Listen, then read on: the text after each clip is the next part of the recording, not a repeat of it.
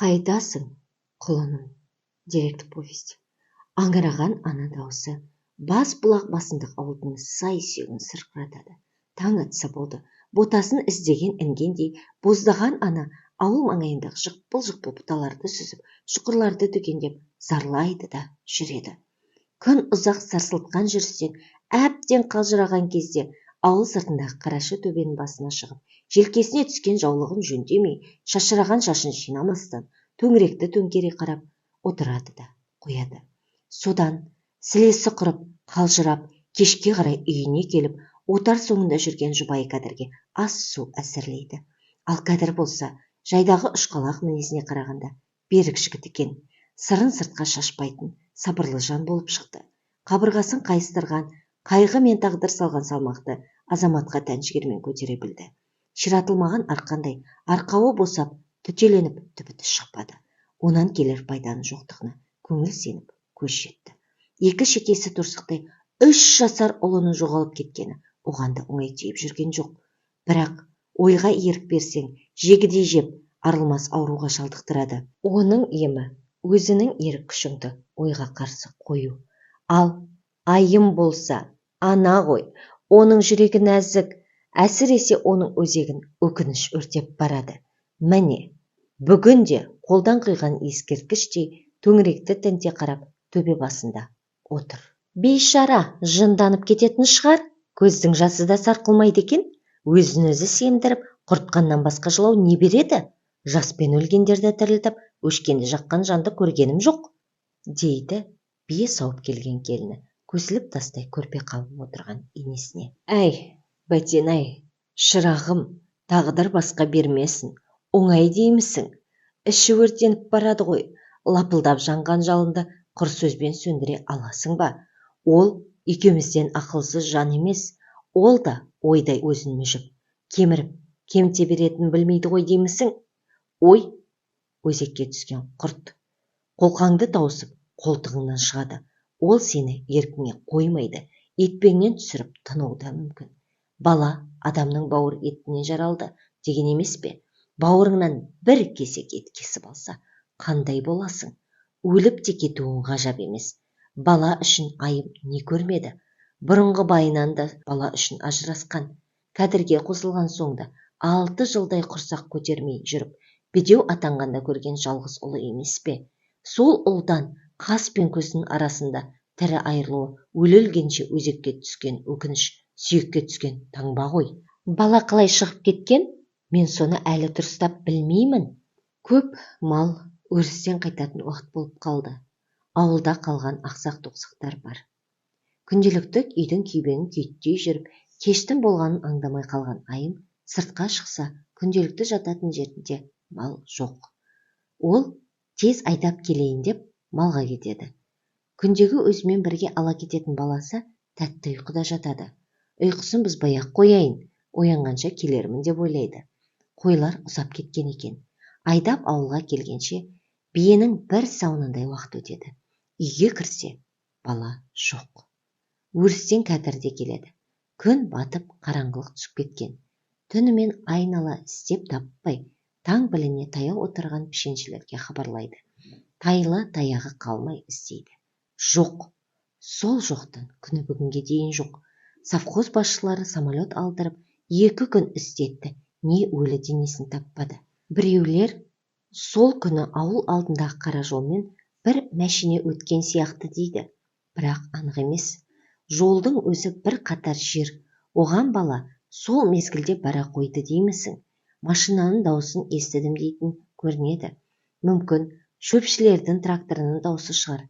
Әйтеуір құмға сіңген судай іссіз кетті. Өлігі табылса да көңіл сор еді. Қайтсын, жүрегі езіліп барады ғой. Өңі таймаған әдемі ақ құба кісі еді. 2 жеті ішінде қабығы түскен қайыңдай қаусап барады. Бұтақтары сынып, түбі шіріп құлағалы тұрғандай. Бірақ тарам-тарам тамырлары суалмаған өмір нышаны бар. Сен қасына бар. Келсе, осында алып кел. Келмесе, тыңдамаса да оны-мұны айтып серік бол. Сенің бұдан былайғы міндетің соның маңайында болып, бір мезгіл көңілің басқа нәрсеге аударуға тырысу болсын. Осы кезде сырттан: «Құлыным-ай, қайдасың? Зарығып көрген жалғызым, кеткенің бе зарлатып?» деп күңіренген айымның мұңлы дауысы шықты. Ана зарын 6 қанат ақ үйдің шаңырағы шайқалып, уықтары сықырлап кеткендей болды. Балапанынан айырылып, көл бетін айнала ұшып, сұңқылдаған ана аққудай айымның мұңлы да аянышты дауысы ауылды ғана емес, аймақты шарлап кетіп жатыр. Оның дауысы шыққанда ауыл адамдары еріксіз елең ете түседі. Бәрі де терең тыныстап, тебірене күрсінеді. Асыл ананың қайғысына іштей ортақтасады. Бірақ қолдан келері жоқ. Дүние болса орны толар еді, адамның орны тола ма? Дүниеде адам қанша болғанымен әркімнің орны әр басқа. Әркімнің өмірге қосар үлесі, алар еншісі бар. Өмірге келген соң адам бәрін де көреді. Көбіне ойына алғанның бәрі де орындала бермейді. Алайда арман алға жетелеп орындауға тырысасың. Сондықтан да өмір күрес дейміз, бірде шығып, бірде жығыламыз. Сөйтіп жүріп, шыңдалып, шынығамыз. Тағдыр қатал. Ол алғанын қайтып бермейді. Ешкімді аяп мүсіркемейді. Егер ол қатал болмаса, сан жылдар бойы сарылып, еңіреп жүрген егде тартқанда жанған айым мен кәдірдің жалғыз шырағын сөндірмес еді ғой. Айым мен кәдірдің қабырғасын қайыстырған қайғы ауылға да батты. Ауыл адамдары олардың алған демінен ащы ойдың алауын көріп, терең күрсіністерін, тебіреністерін сезіп отырады. Кейбір көңілі жақын жандар асырауға баласын да бергісі келді. Дегенмен, өзгенің бергені өзіңнен өзегіңді жарып шыққандай бола ма? Сынған шыныны құраған сияқты жігі білініп тұрады ғой. Нәресте үшін қайғырмаңдар, бастарың жас қой дейтін екеуі де егде тартқан адам. Ақсақалдардың өзі оларға не деп ақыл айтарын білмей сасады. Білдірмегені болмаса. Кәдір де қатты қайғырып жүр. Өрісте жүріп, төңіректі төңкере қарап, ауыл маңайында ат төбеліндей жер қалдырмай ақтарып шықты. Сан рет ши арасынан жорғалап шыға келген қарғалар мен қарайған қара құстарға шауып барып, емініп барған жерінен егіліп қайтып жүрді. Ал ауылға келгенде ойында ештеңе жоқ адамдай көрінеді. Баласыз кезімізде де жүргенбіз. Не нәрсеге болсын сабырлы болу керек. Ойдан опырылып түскеніңнен табырың жоқ. Өзіңді өзің аздырмай, арыл ойдан. Қанша жылағанмен ардақ бізге енді жоқ. Деп айымға ақыл айтады. Осы сөзді айтқанда ол ішінен егіліп отырады. Бөрі аштығын білдірмейді, сыртқа жүнін қампитады дегендей, ішінен үңгіп жатқан ой құртын сыртқа сездірмейді. Ойлап отырса, осы өмірден кәдір астаяқ жеген жоқ. 8 жасында әке шешесінен айырылып, 5 жасар інісі екеу панасыз қалды. Мұны нағашысы асырап алып, інісі Сәдірді балалар үйіне берді. Есін біліп қалған Кәдірге бауырынан ажырасу оңай болған жоқ. Екеуі көрісіп, көп жылады. Ажыратқан қолда қолқасы кетердей құшақтап алып айырылар емес. Екеуін көріп егілмеген ел қалған жоқ. Нағашысының екеуін бірден бағуға жағдайы көтермейтін еді. Ғасырлар бойы орнығып қалған тапшылық табыннан арылып болмаған кез еді ғой ол. 7 атасынан бері жетісіп көрмеген жандар ол жылдары молшылық көзін әлі жасап үлгере алмай жатқан болатын. Бастан сырғып желкеге түскен жетімсіздіктен әлі де болса желпініп кете алмаған кезі еді. Содан былай Сәдірден хабар ала алмады. Нағашысы хабарласып алып келемін деп жүргенде тоған салып жүріп суға кетіп өлді. Келесі жылы қанішер фашист басқыншылары соғыс бастап 2 нағашы ағасы майданға бірдей аттанды. Содан хабарсыз кетті. Кәдірдің қолында осыдан 2 жыл бұрын қайтыс болған нағашы шешесі қалды. Бұл еңбекке ерте араласты. Алғашқы еңбек жолында колхозға бұзаушы болудан бастап, кейін механизаторлық оқуды бітіріп, колхозда бірінші болып нәтиже жүргізді. Ол еңбекпен етене өсіп, игі істер тындырды.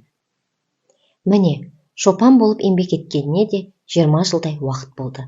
Кәдір бауырына іздеу сала алмады. Бірақ жатса да, тұрса да ойынан бір сәтте шыққан емес. Оның бет бейнесі өзінен айнымайтын. Барлық дене бітімі тіпті төсіндегі түйменің үлкендігіндей қара меңі көз алдында. Анасы оны Меңдібай деп те атайтын.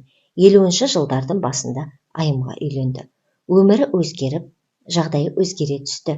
Бірақ бауыры есінен шыққан жоқ. Осы тек ардақ туғаннан бері ғана ой азап бөлініп еді.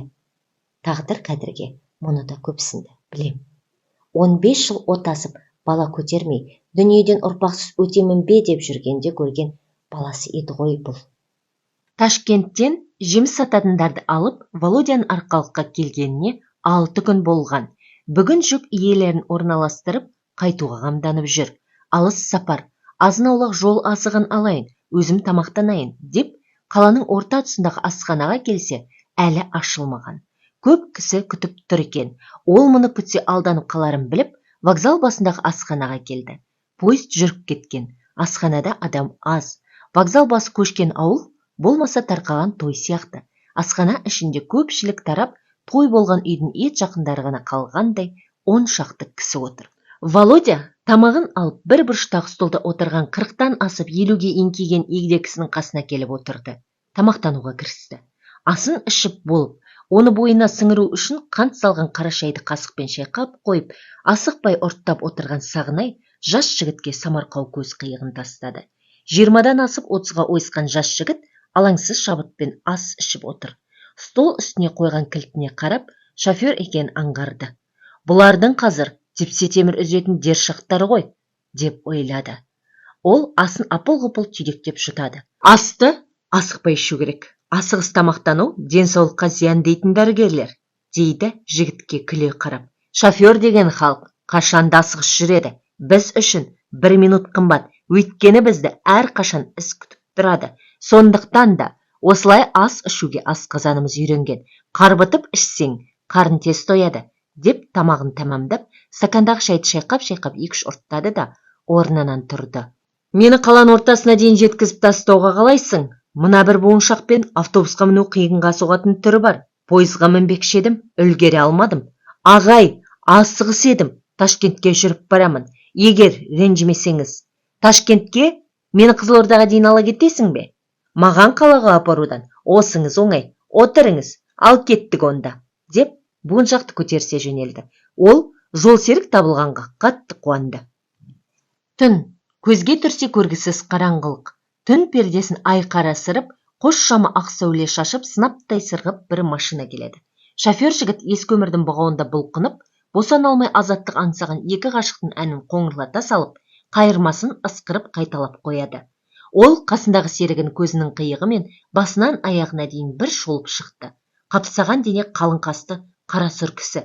Бұлайша қарағанда түксиген түсі суық адам. Омырауында еңбек қызыл ту ордені мен бірнеше медальдары бар. Шамасы бейбіт еңбектің майталманы берекелі жансың-ау, деп ойлады Володя оған сүйсіне қарап. Есіміңіз кім ағай? Менің атым Володя, деді ол сұрағына қысылғандай кейіппен Сағынайдың бетіне күле қарап. Оның қысылып қалғаны Сағынай бет бейнесінен айқын аңғарды. Мұның дұрыс, Володя. Мыңның түсін танығанша бірдің атын біл, деген қазақта қағида бар. Атым Сағынай, шамасы сағынған айлар деген сөзден шықса керек. Менің анам 4 құрсақ көтеріпті. Алғашқы 3-еу қыз бала екен. Ләззат ұл болсын үміт деген. Атанам ұл баланы аңсап жүргенде 44 жасында мен туыппын. Өзіңіздің неше балаңыз бар? Бұл сұраққа Сағынай бөгеліп қалды. Ол осы өмірінің ішінде 3 әйел алды. Алғашқы жұбай әйбат адам болатын. Көркіне ақылы сай, абзал жан еді. Алтынның қолда барда қадірі жоқ, кеткен соң қолдан шығып өкіндім-ай. Демекші, алаңғасыр албырт жастықтың бетімен оның бойындағы асыл қасиеттерін көріп, жан дүниесін терең түсіне алмады. Мұның көзіне отырса опақ, тұрса сопақ көрінеді де тұрады. Қосылғаннан кейін 2 жылдан соң бала көтермедің деп ұратынды шығарды. Жыл өткен сайын бұл от өршіп, сотқарлы сойқан үдеп, басынан таяқ кетпейтін халге жетті. Ол да шыдап бақты. Бірақ Шыдамның да шегі бар ғой. Ақыры айырылысып тынды. Одан кейін де 2 әйел алды. Бірақ өмір өз дегенін істейді. Берместі таяқпен алатындай болған Сағынай нәресте иісін аңсаумен өтіп барады. Неге екені белгісіз, соңғы кезде Айымды жиі ойлайтын болды. Ажырасқаннан бері хабарсыз. Кезінде бағаламай, қолындағы асылын лақтырып тастап, бұл күнде оны бір көруді аңсап жүр. Қай жерде, не халде жүр екен деп ойлайды. Алғашқы махаббатын аңсайды. Алайда өткен күн қайтып келер ме? Алғанын тағдыр берер ме? Өткен өмірін іздеп өксігеннен пайда жоқ. Қазіргі жұбайы Бибісараның соңынан еріп келген бір қызы бар еді. Ол өткен жылы Ташкентке біреуге тұрмысқа шығып кетті. Енді 4 бөлмелі үйде екеу-ақ. Баласыз үй қашанда қоңылтақсып, көңілсіз болып тұрады. Бибісара Сағынайдан 10 жас кіші. Тек ілесі бар, сырқаттанып қала береді. Өткен жылы бір дәрігерге көрінгенде курортқа бару керек деп еді. Соған апаруға қол тимей-ақ жүр. Осы күзде апарып қайтармын. Мүмкін сырқатынан айықса бала көтерер. Қазір 39 жаста. Әлі жас емес пе? Деп ойлады. Осы кезде машина кілт тоқтағанда, ой орауында қанен-қаперсіз отырған Сағынайдың маңдайы алдыңғы әйнекке барып соғылды. Ол маңдайын сипап шоферға қарағанда, Володяның көзі шарасынан шығып кетердей үрейленіп, алға қарап қатып қалыпты. Сағынай да алға қарады. Оның жүрегі су ете түсті. Сасқаннан бисмилля, бисмилля деп көзін жұма қойды. Сәл есеңгіреп қалып, есін жиғанда шофер арттағы қос ауыз мылтықты алып, жан дәрмен оқтап жатыр екен. Оның қорыққаны сонша, мылтық ұстаған қолы дірілдеп, оқтай алмай жатыр. Сағынай жүрегін тоқтатып, алға қайтып қарады. Бір кішкентай бала машинаға қарай қалбақтап келеді. Баланың бет бейнесі айқын көрінді. Жылаған сияқты. Бұл жерде Сағынайдың пайдасы тиді. Біреудің баласы шығар, қапылыста айырылып қалған деген ойға тоқтады. Шофер есікті ашып жіберіп, оны көздей бастады. Тоқта, атпа, деп шоферді итеріп жіберді. Шофер кабинадан құлап бара жатып шүріппені басып қалды. Мылтық гүрс ете түсті. Машинаға таянып қалған бала бұрыла беріп құлап түсті. Сағынай оған оқтың тимегенін, баланың қатты қорқып құлағанын білді. Тез түсіп барып баланы жерден көтеріп алды да, жүрегіне қол салып байқады. Әлсіз ғана соғып тұр. Ол баланы алып машинаға мінгенде, Володя есін жинай алмай, ұйқылы ояу адамдай болып тұр еді. Тез жүр, алда қала алыс емес, дәрігерге жеткізуіміз керек, деді Сағынай. Володя рульге отырып жатып, сұлық жатқан балаға шошына біраз қарады да жүріп кетті. Бұл маған Құдайдың көктен түсірген баласы шығар. Енді тірі қалсаң, ештеңеден кенде қылмай өсіремін, деп ойлады Сағынай. Күз дүниеге сарғыш бояуын шашып, ағаштарды жапырағынан жалаңаштай бастаған. Аспанда да аласапыран сапырылысып дария бетіндегі сеңдей соғылып жоси көшкен бұлттар әлде қайда кетіп жатыр. Бұл ауыл шаруашылығында ең бір қарбалас науқан кезі. Қай жерде болмасын, қылышын сүйреп келе жатқан қаһарлы қысқа қызу әзірлік жүріп жатса, күздің өзіне тән науқаны да аз емес. Қой қырқу, киік алу, мал азығын қыстақ бастарына тасып ию, малшылар үйі мен мал қораны жөндеу күздің еншісіндегі жұмыстар. Бұл шаруашылық басшыларынан бастап, қатардағы еңбек адамдарынан асқан жауапкершілік пен ұқыптылықты, ұтымды ұйымдастыруды, мүмкіндікті тиімді пайдалануды талап етеді. Міне, осы жағдайларға байланысты бүгін Сарыбұлақ партия комитеті бюро мәжілісін өткізіп, күзгі науқанды сапалы өткізудің нақтылы шаралары белгіленіп, тиісті адамдарға тапсырмалар берілді. Бюродан соң совхоз партия комитетінің секретары Ауданбек Таласбаев совхоз директоры мен жұмысшылар комитетінің председателіне қала тұруларын сұрады. Кабинетте үшеуі қалған кезде ол өзінің қаз дауысымен қоңырлатып әңгімесін бастады. Мен Басбұлақ өңіріндегі малшыларды тағы да аралап қайттым.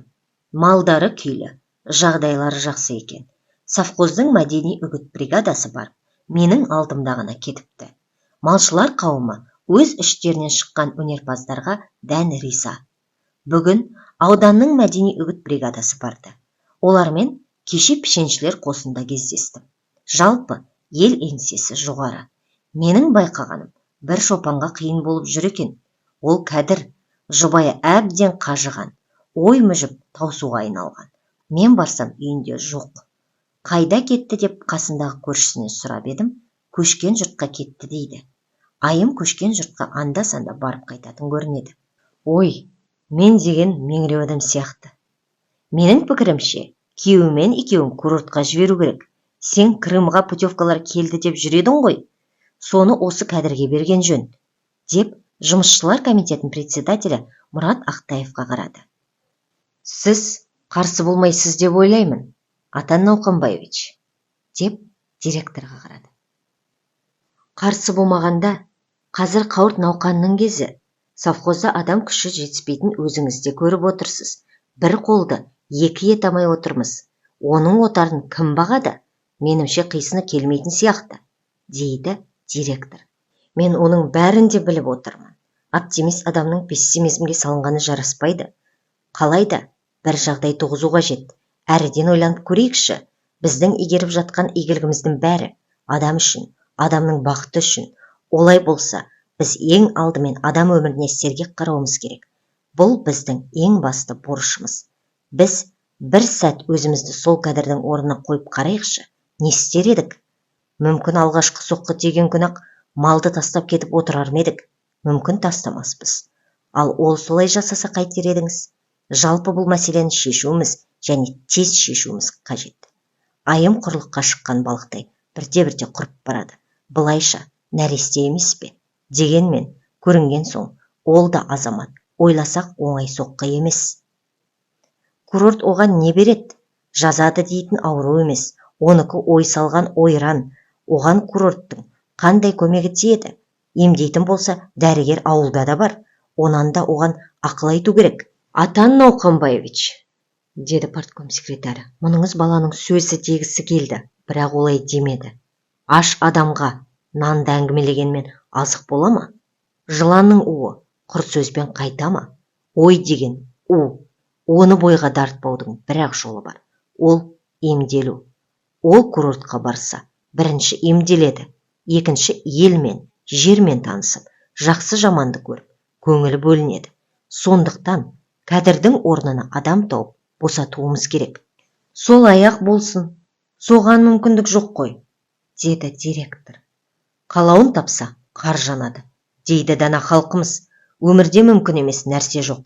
Сол мүмкіншіліктің көзін таба біл, деген сөз. Олай болса, бізде де мүмкіндік бар. Зейнеткерлерден көмек сұрайық. Болмаса, бөлімше мамандарының біреуі бақсын.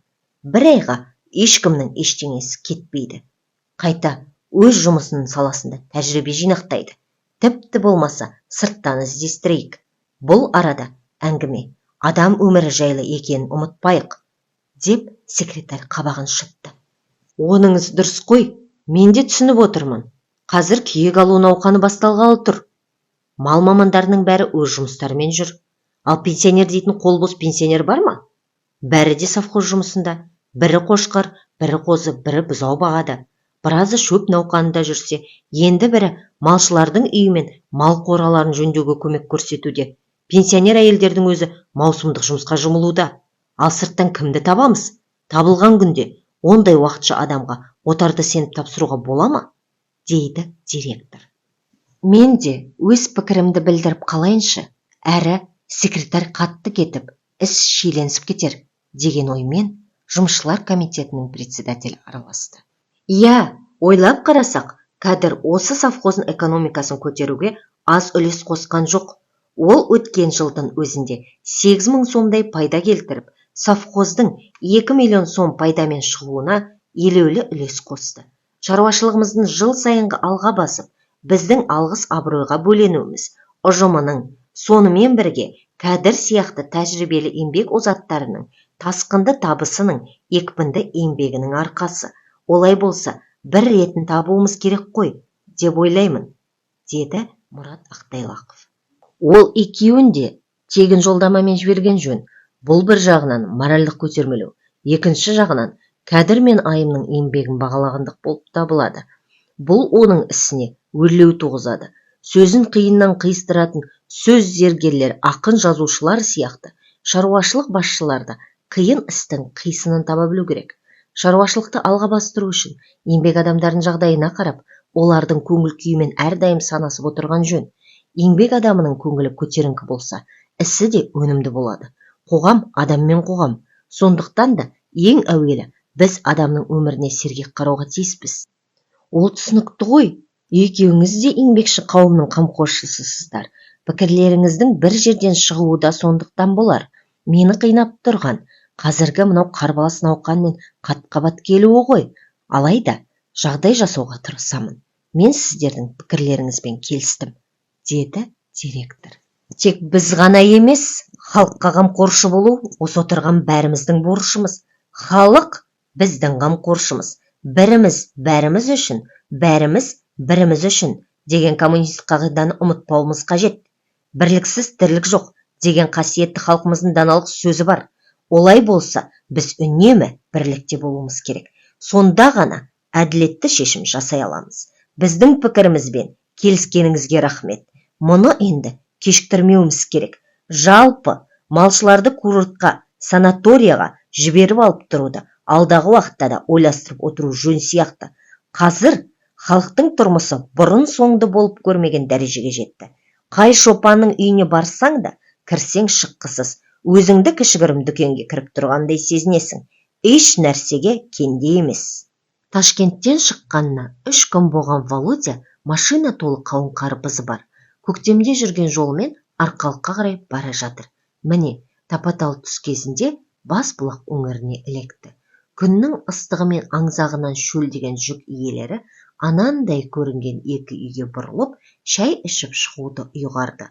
Олар бұлақ жақ шеткі үйге келіп, тоқтап ішке кіргенде, тез қарап жатқан егделеу әйел басын көтеріп орнынан тұрды. Төрлетіңіздер, деп төрге көрпе жайып өзі сыртқа шығып кетті. Сондай жүдеу, ауыр ойдың азабын көріп жүрген адамға ұқсайды. Үй иесі үйге қайта келіп шай қоюға ыңғайлана бергенде, жолаушылардың үлкені Қабдыкәрім аға тоқтатты. Шырағым, шай қойып әуре болма. Бізге бір кесе сусын берсең болды. Алысқа барамыз, асығыспыз, деді. Онда сусын ішіңіздер, деп жерді қазып салқындатып сақтап отырған үлкен көк кастрөлдегі қымызды алып, сырлы ақ шараға құйып сапыра бастады. Володя үй үшін қонаққа тән көзқараспен жай ғана шолып отыр. Оның көзі төрдегі уықтардың шандуына ілінген суретке келіп тірелді. Папасы мен мамасының арасында сәбилік пәк көңілмен мәз болып отырған, мына дүниеге алаңсыз қарап 2-3 жасар сәби отыр. Әдемісін қарашы, дейді. Осыған ұқсас баланы қашан, қайда көріп едім, деп қанша ойланғанымен есіне түсіре алмады. Сарыарқаның сары шызын қымызына қанып алған жолаушылар тысқа шықты. Қарна бие желегін қыстырып, олармен бірге шыққан айым желге қарай аяңдады. Қарағым, келін, Ташкенттің дәмінен ауыз тисін, балаңа қауын қарбыз ал, деді жүк иесі.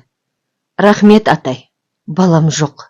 Жалғыз баламыз бар еді, одан да айырылып қалдық, деп желге қарай аяңдай берді. Қайтып қайырылып қараған жоқ. 2-3 қауын мен қарбызды үйге кіргізіп тастап, бұлар да жүріп кетті. Володяның көз алдынан жаңағы сурет кетпей-ақ қойды. Қайда көрдім, қашан көрдім деген сөздерді қайталай береді. Осы кезде ол көктем айында бала тауып алатын жерге жетті. Оның көз алдына сол баланың кейпі елестеп кетті. Бұл ауруханаға кіріп көргенде ол бала бұған дәл осылай күле қарамағанымен марғау қарасының өзі әдемі көрініп еді. Володя оған әрбір кірпік қағысын жадында сақтап қалардай сұқтана қараған. Соның дәл өзі зулап келе жатқан машина кілт тоқтады. Оқыс тоқтаған машина екпінімен машинаның алдына қарай лықсып, маңдайларын соғып ала жаздаған екі кісінің «Не болды?» деп жамырай қойған сұрағына «Таптым, дәл өзі!» деп жауап берді. «Ей, есің дұрыс па? Нені таптың?» деді өзбек жігіті өзеуреп. Жаңағы үйден көрген баланың суреті менің көктемде дәл осы жерден анау шоқ тобылғының тұсынан тауып алған баладан айнымайды. Әйелдің баламнан айырылып қалдым деген сөзіне, ауыр оймен ойсыраған жүзіне қарағанда, дәл сол осы үйдің баласы. Ол не қылған бала, қалай тауып алдыңдар деген сұраққа байланысты бәрін баяндап берді. Сол бала жаңағы үйде тұрған суреттегі баладан айнымайды. Әлгі кісінің баламнан айырылып қалдым деген сөзіне қарағанда, ол сол үйдің баласы. Байқадыңыздар ма? Жанын тұмшалаған ауыр ойдың азабында жүрген жан сірә. Ол бала қазір қайда? Деді жолаушылардың бірі. Білмеймін, Сағынай деген біреу алған. Оның фамилиясында, қайда тұратынын да білмеймін. Әйтеуір Қызылорда жақта тұрамын дегені есімде. Нақты қай жер екенін сұрамаппын. Біз сол күні түнде ауруханаға жеткіздік. Ертеңіне баланың жақсы екенін көріп, мен жөніме кеттім де, Сағынай баланың ауруханада шығуын күтіп қалды, деді Володя ауыр күрсініп. Мен жаңағы үйге барып, анығын біліп, бала соныкі болса, тірілігін хабарлауым керек. Қазір әуре болма. Бүгін барсаң, ертең қайтасың ғой. Қайтарда хабарларсың. Оның анық сол үйдің баласы екенін де білмейсің ғой. Менімше, ол тап сол үйдің баласы. Жазда осы маңайда отырған болуы керек. Бір жағдаймен жүргенде жас бала шығып кеткен шығар. Не де болса қайтарда соқ, деді жүк иелері. Бұл оған келісті, өйткені бензинде аз болатын. Ертең қайтамын, деген Володя машинасы бұзылып 3 күндей жатып қалды. Ол қайтарда үйдің жұртын сипап қалды. Ана төбе, мына төбеге шығып қарап еді, маңайда ауыл көрінбеді. Володя лашсыз жолға түсіп тартып отырды. Оған жолда ат жетелеген бір үлкен кісі жолықты.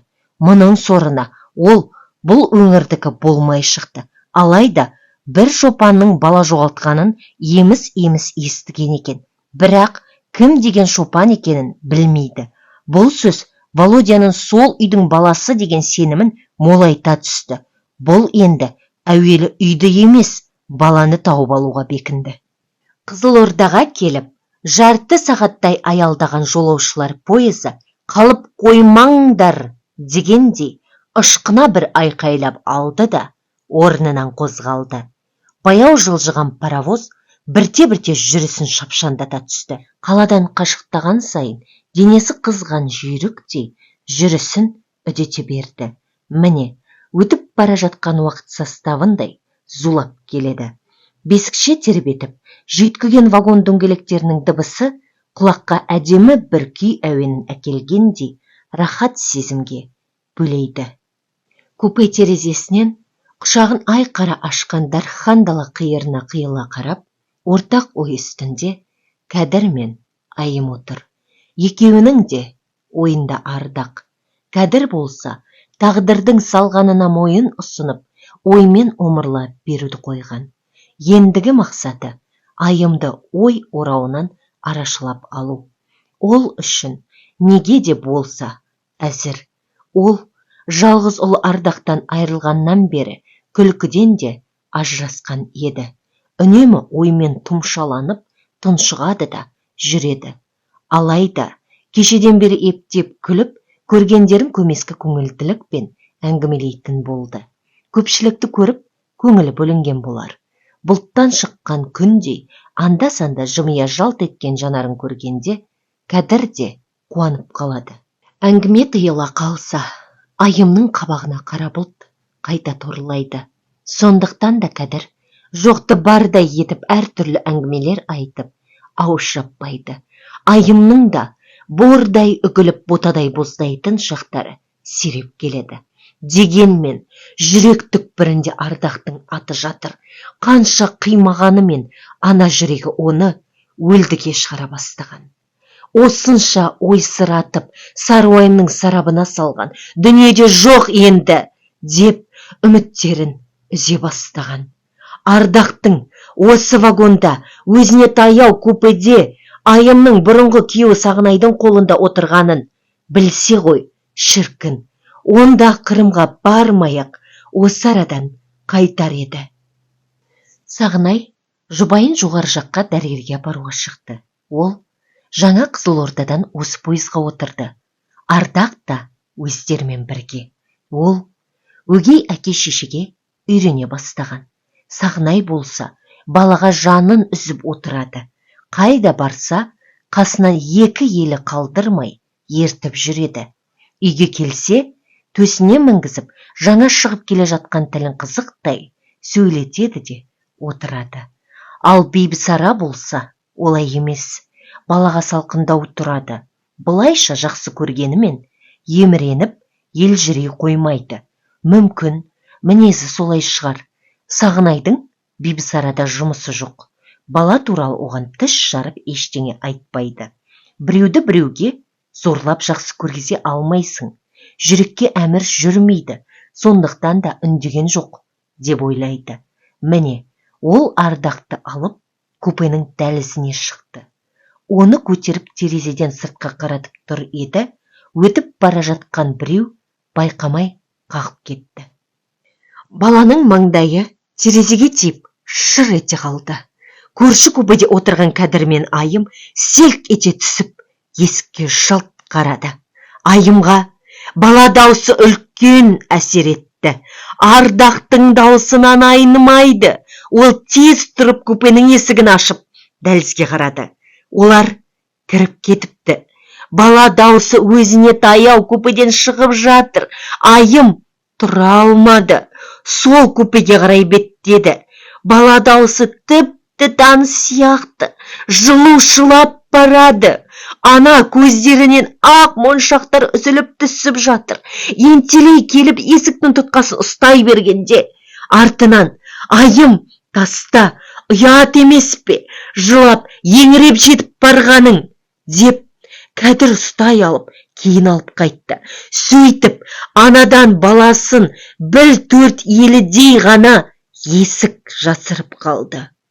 Бағанағы бала даусы Айымның құлағынан кетпей-ақ қойды. Жүрегін еріксіз елжіретіп, сол купеге барғысы келеді де тұрады. Ардақтың даусын елестетіп көріп еді. Айнымайды. Алдында қозы бөліп жүргенде, аяғын бір қозы басып кеткенде, Ардақ дәл осылай жылап еді. Даусының өте ұқсасын қарашы, деп ойлады. Осы ой оның жастықтан басын көтерді. Солақ екен, еркінен тыс бір күш оны жел айдаған қаңбақтай бала жатқан купеге қарай ала жөнелді. Келген бетте есікті тартып көріп еді, ашылмады. Ол таңертең келуге бекініп, кейін қайтты. Мен де қызықпын, деп ойлады Айым. Түнде басқа купеге кірудің өзі ұят екенін ойламаппын-ау. Осымен жынданғаннан саумын ба? Сонау Сарыарқаның сайын даласында жоғалған бала мұнда қайдан келеді? Расында да есім бүтін емес шығар, деп алғашқы рет өзіне өзі күдікпен қарады. Сөйтіп орнына келіп біраз отырды. Бір кезде құлағына тағы да бала даусы естілді. Ол орнынан тұра беріп қайта отырды. Осылай өз ойымен өзі арпалысып, түнімен ұйықтай алмай, таң алдында көзі ілініп кетіпті. Айым оянғанда елдің бәрі тұрған екен. Поезд бір шағын қалаға келіп тоқтап, жүріп барады. Орнынан тез тұрып, ол бала жатқан купеге кіріп барып, аңырап тұрып қалды. Кілең жастар отыр. Олар қайда? Деген сөздің аузынан қалай шығып кеткенін өзі де білмей қалды. Жеңгей, кімді іздедіңіз? Деді дударбас бір жігіт. Түнде бір кісілер бар еді ғой, олар қайда? Кешіріңіз жеңеше, деді әлгі жігіт қулана күліп. Сіздің түнде қандай кісімен кездесіп жүргеніңізді біз қайдан білеміз? Айым оның әзілін естімеген кісіше. Бір балалы адамдар бар еді, соларды іздеп едім, деді. Көріп отырсыз, біздің баламыз түгілі, әйеліміз де жоқ. Ал, сен не өзің, кісіні тәлкек еткің келіп отыр ма? Қой былшылыңды, деді бір егде кісі жігітке жекіп тастап. Айымға бұрылып, ол кісілер қалада түсіп қалды ғой, деді. Айым ауыр күрсініп, кейін бұрылғанда жанары толып тұрған жас түйір-түйір боп домалап түсті. Сөйтіп ана мен бала бір күн, бір түн, бір вагонда отырып, бір-біріне кездесе алмады. Келгеніне айға жуық уақыт болған Кәдір мен Айым бүгін қайтуға қамданып жатыр. Курорт Айымға жақты. Ауылдағыдан әлде қайда жақсарып, қарға аунаған түлкідей түлей бастады. Баласын ұмыта қоймағанмен, жүрегін осқылаған ойдан арыла бастаған еді. Кәдір бұл жердегі дәрігерлердің бәрімен де танысып үлгерген. Ол барып алғысымды айтып шығайын деп бас дәрігердің кабинетіне келді. Міне қызық, орнында бұрын бұл жерде көрмеген басқа адам отыр. Жас шамас өзінен көп кіші емес. Бір ғажабы өзінен ауынымайды. Тура өзінің көшірмесі сияқты. Ол да оған үнсіз қадала қарап қалыпты. Әлден уақытта барып дәрігер, отырыңыз, жай келдіңіз бе? Деді. Кәдір үндеген жоқ. Мына жігіттің осынша ұқсастығы оның сонау ауыр кезеңде балалар үйіне беріп, хабарсыз кеткен інісін еріксіз еске түсірді. Осының өзі сол емес пе? Деп ойлады. Неге үндемейсіз? Деген дәрігердің дауысы ойын бөліп жіберді. Сіз маған өте ұқсас екенсіз. Оны мойындаймын. Адамға адам ұқсай береді ғой. Мүмкін туыс шығармыз, деп күлді Кәдір, өз сөзінен өзі қысылғандай. Қай жерден едіңіз? Сарыарқаданмын. Ол жақта менің туысқаным жоқ. Осы кезде телефон шылдыр ете түсті. Трубканы көтеріп жатып, жалпы менің туысым жоқ. Туыс боламын деген адамнан қашпаймын. Я, тыңдап тұрмын. Жарайды, қазір, деп трубканы қоя салды да Кәдірге қайта бұрылып. Сізбен сөйлескім-ақ келіп тұр. Бірақ уақытыңыз болып қалды. Кейін бір келіп отырып кеңесерміз. Келген жұмысыңызды айта беріңіз. Оның дұрыс қой. Біз жеңгең екеуміздің келгенімізге бір айға жуық уақыт болды. Енді қайтуға бет алып отырмыз. Осындағы дәрігеріме рахмет айтайын деп келіп едім. Ол кісі басқа жұмысқа ауысып, орнына мен келдім. Бірақ сіздің сәлеміңізді жеткізейін. Рахмет шырағым. Енді бір қағазға қол қойсаң? Дәрігер қағазды алып, фамилиясын көріп қалт тұрып қалды. Бұл не деген ұқсастық? Қоңыров Кәдір? Менің де фамилиям Қоңыров, атым Сәдір. Өзі менің өлді деген ағайым емес пе? Деп ойлады. Шырағым, сенің атың кім? Деді Кәдір қағазға қарап тұрып қалған дәрігерге. Сәдір, деп таңдана қарады. Сенің төсінде үлкен қара мең бар ма? Я, бар. Оны неге сұрадыңыз? Біз екі ағайынды едік. Әке шешемізден жас қалдық. Мені нағашым асырап алды да 5 жасар інімді Түлкібастағы балалар үйіне берді. Содан хабарсызбын. Іздеу сала алмай жүрмін. Бұдан әрі Сәдір шыдап тұра алмады.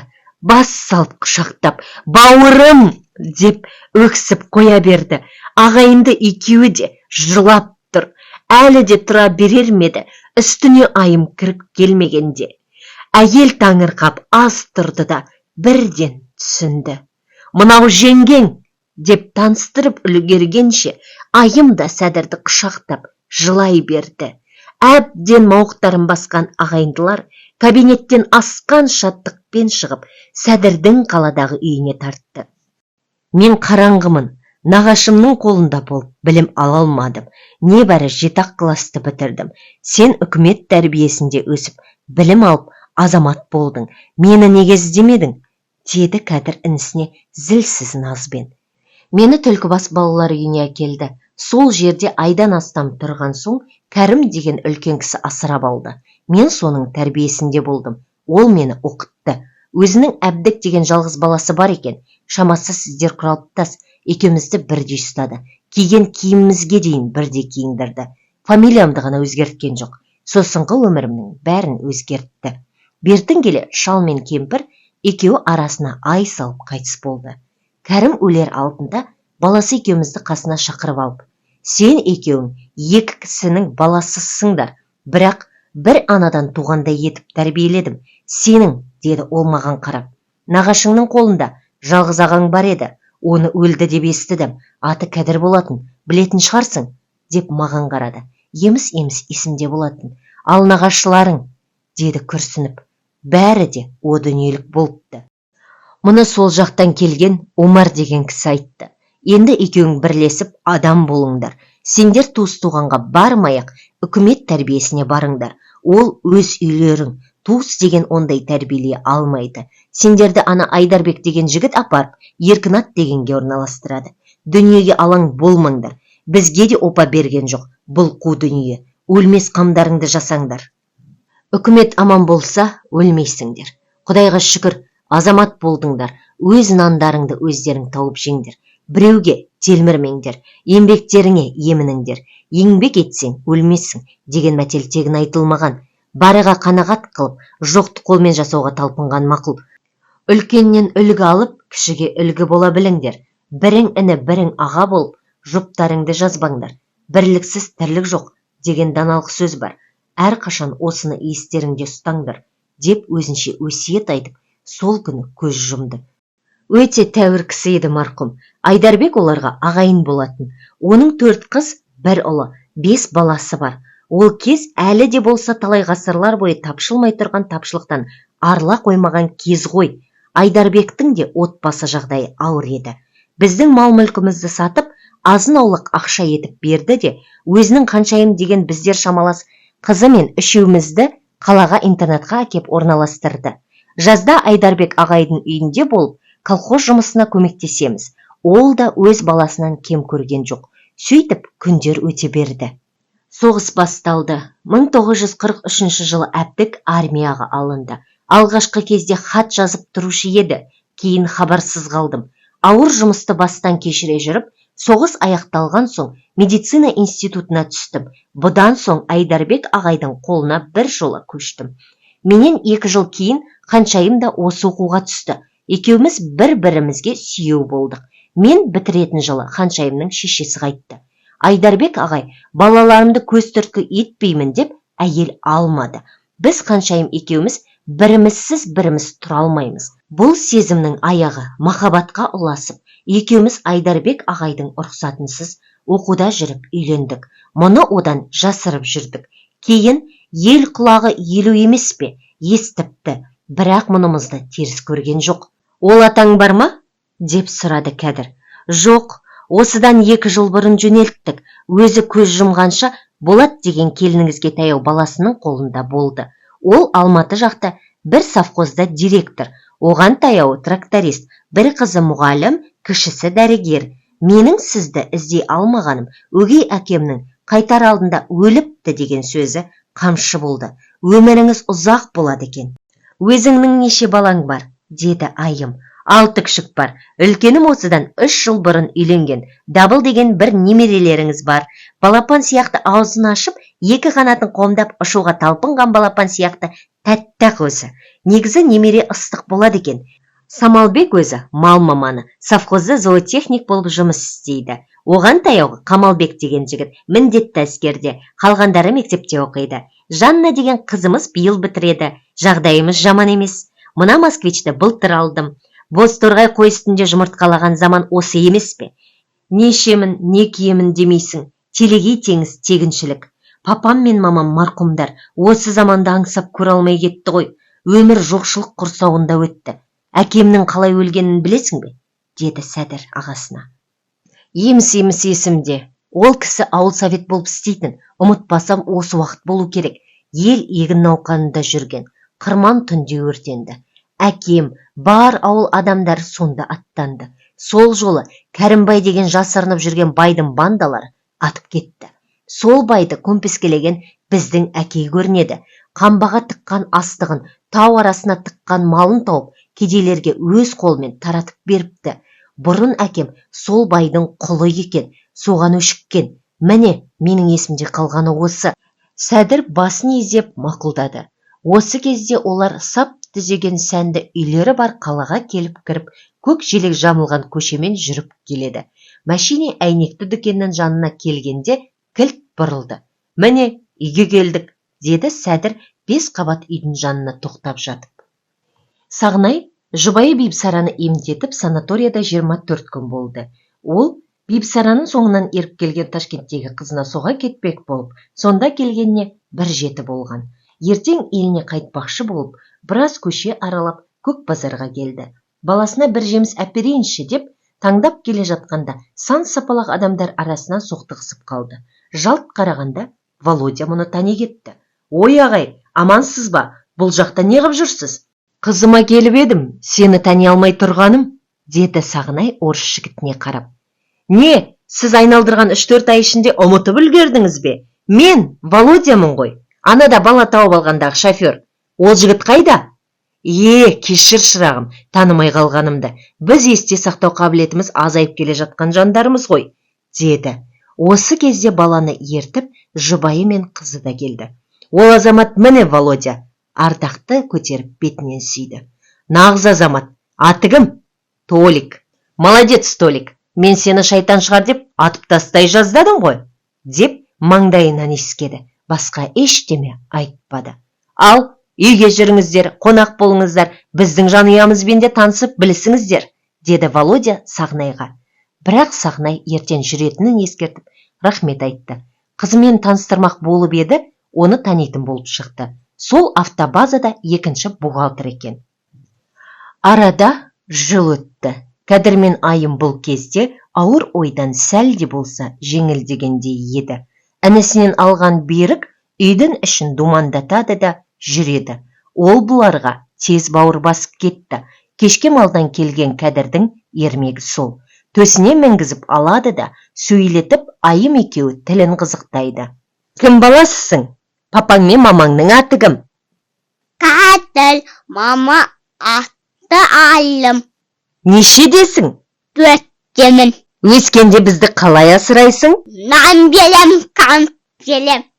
Оны қайдан аласың? Мамамнан сұрап аламын. Айым мен Кәдір біраз күліп алды.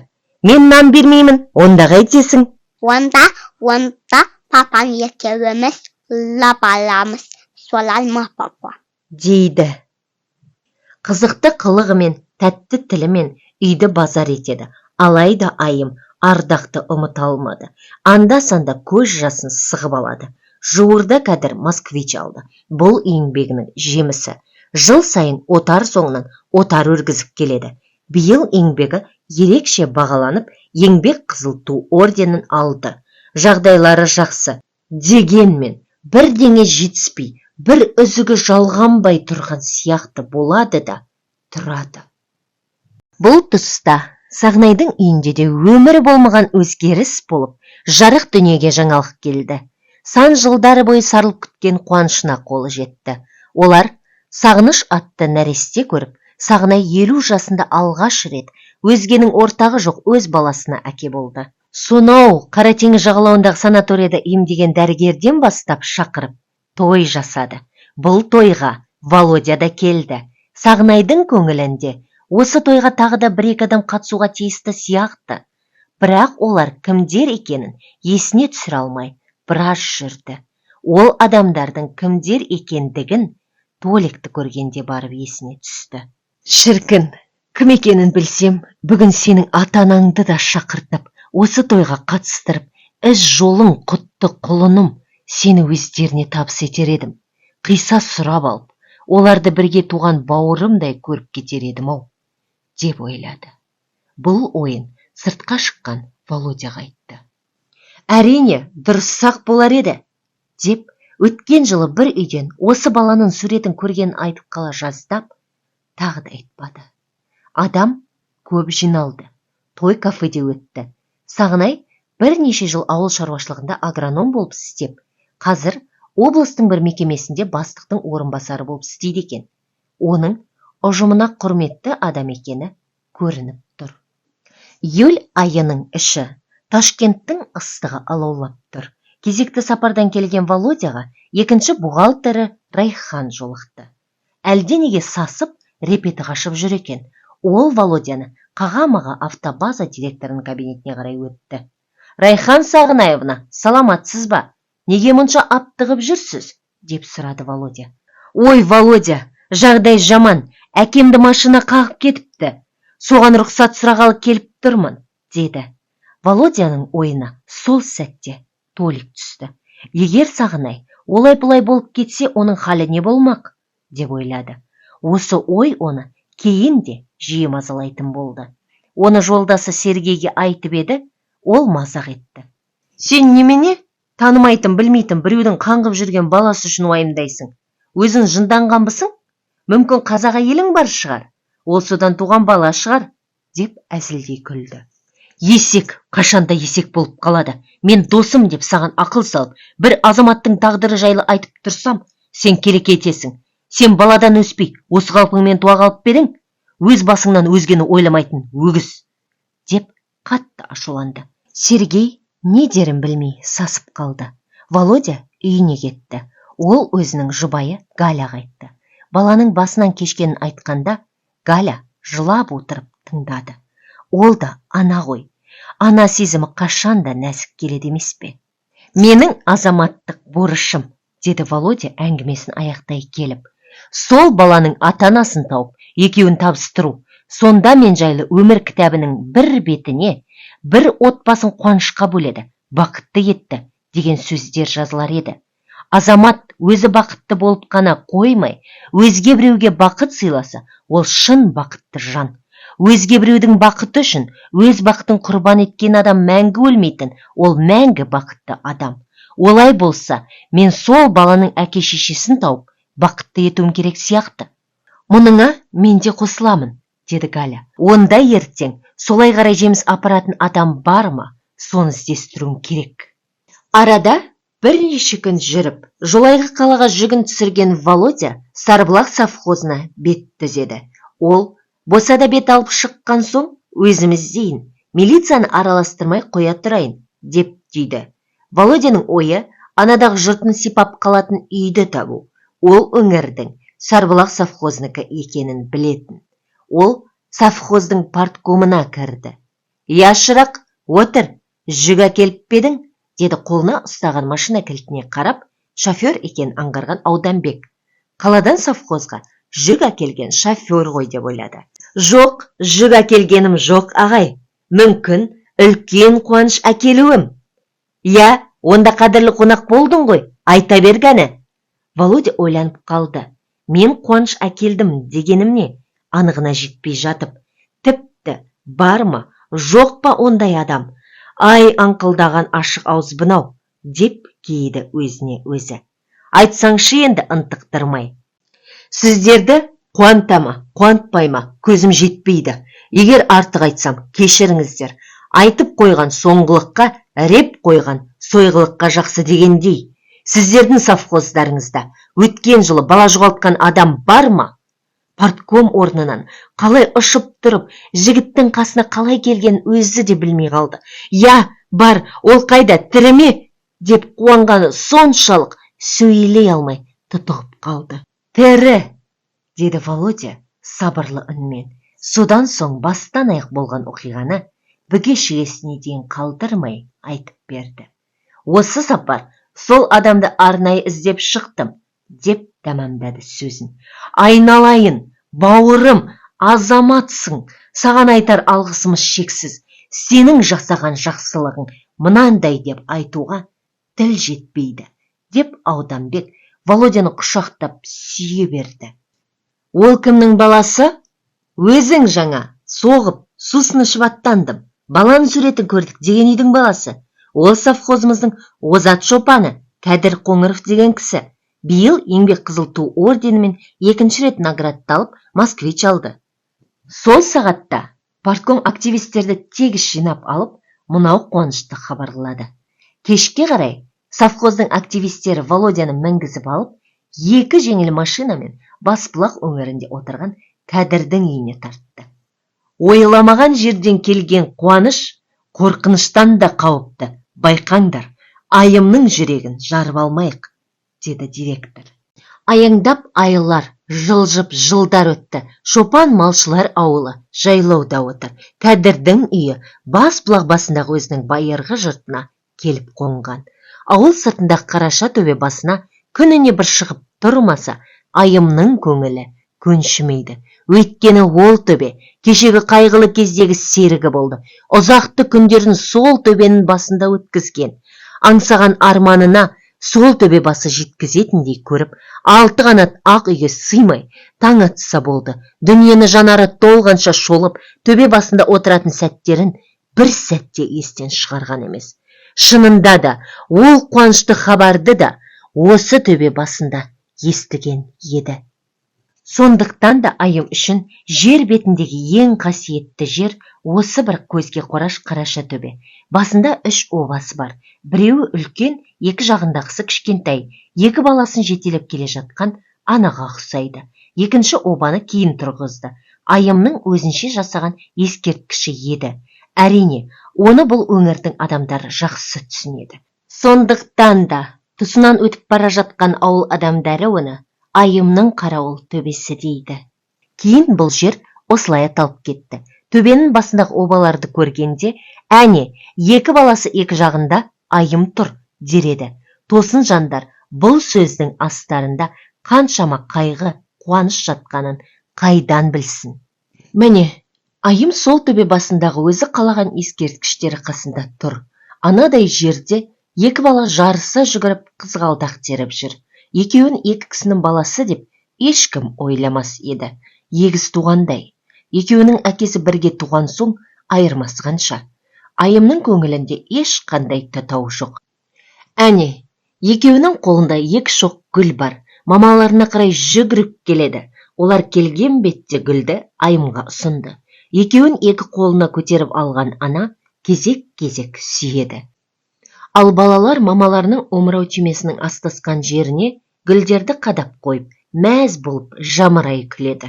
Сағынай сол аурудан айыға алмай, март айының аяғында сағынып көрген сағынышының ең болмаса қаз басып жүріп, тілі шығып сөйлегенін көріп, оның аузынан әке деген бір ауыз сөзді ести алмай, мәңгі ұйқыға кетті.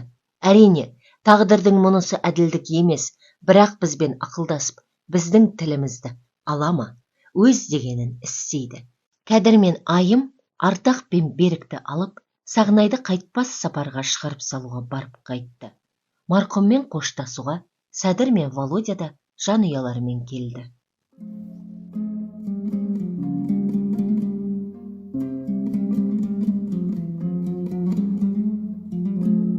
Әссәләмуғалейкум, жақсыларым. Повестті соңына дейін тыңдап, бізбен бірге болғандарыңыз үшін рахмет айтамыз. Тіркелмеген болсаңыздар, тіркелу батырмасын басып, арнамызға тіркеліп қойыңыздар. Біздің жаңа арнамыздың қазақ тіліндегі контенттің дамуына қосқан үлестеріңіз ретінде видеоға лүпіл басып, пікірлер қалдырып, және WhatsApp желілерінде бөлісулеріңізді сұраймыз. Пайдалы Кәусар арнасынан кейінгі уақыттарда да түрлі қызықты контенттерді өткізіп алғыларыңыз келмесе, қоңырауша белгісін басып қоюды ұмытпаңыздар. Келесі кездескенше күн жақсы, сау сәлематта болыңыздар. Ассаламу алейкум ва рахматуллахи ва баракатух.